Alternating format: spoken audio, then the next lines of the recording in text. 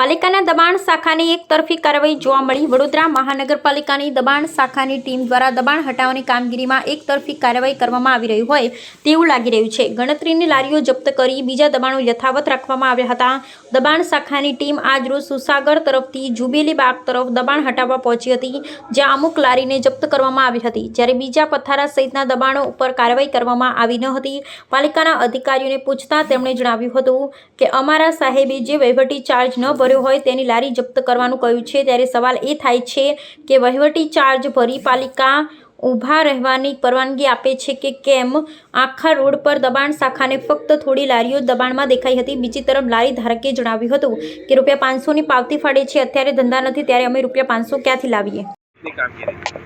સુરસાગર પાસે જુબેલી બાગ પાસે દબાણ હટાવવાની કામગીરી કરવામાં આવે છે। વસ્તુ કઈ રીતની કામગીરી શેના પર કાર્યવાહી કરવામાં આવે છે? લારી અને જે પણ અનધિકૃત દબાણ હોય એ દબાણને દૂર કરવામાં આવે છે। લારીઓ ઉઠાવવામાં આવે છે? હા, લારીઓ। બીજું કોઈ દબાણ? બીજું કોઈ દબાણ ના। વહીવટી ચાર્જ ન ભરેલો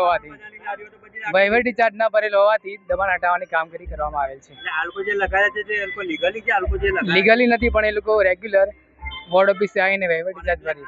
કોર્પોરેશનની જગ્યા પર જે લગાવ્યા લીગલી છે, અહીંયા આગળ લગાવવાનું લીગલી નથી।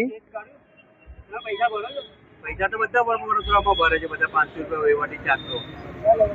એટલે તો તમારી પાસે કોઈ બીજો અલગથી વહીવટ લેવામાં આવે છે? ના। તમે અલગથી પૈસા લો છો?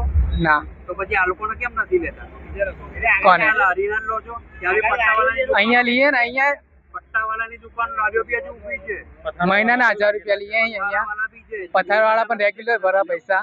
₹1000 તમારા માટે લાવો છો કોર્પોરેશન માટે લાવો? ના, તમે પણ ₹1000 લાવીએ ₹1000 વોર્ડ ઓફિસે આવીને ભરી જાય, પાવતી બનાવી જાય। ચેક કરી દઈએ, ચેક કરેલી પાવતી ઊભી રાખી ગાડી ત્યાં ચેક કરેલી। હું જાતે જ બનાવવા જાઉં ત્યાં પાવતી। ચલો બતાવો, ચલો ચેક વોર્ડ ઓફિસે આવો, ચલો બતાવો। આ લોકોએ બધાએ ભરેલા। લીગલી કઈ લગાવાય ખરું અહીંયા? લીગલી નથી, લીગલી નથી, પણ અમારા અધિકારી એવું કીધેલું જે લોકો સુરેશ તુવેર સાહેબ।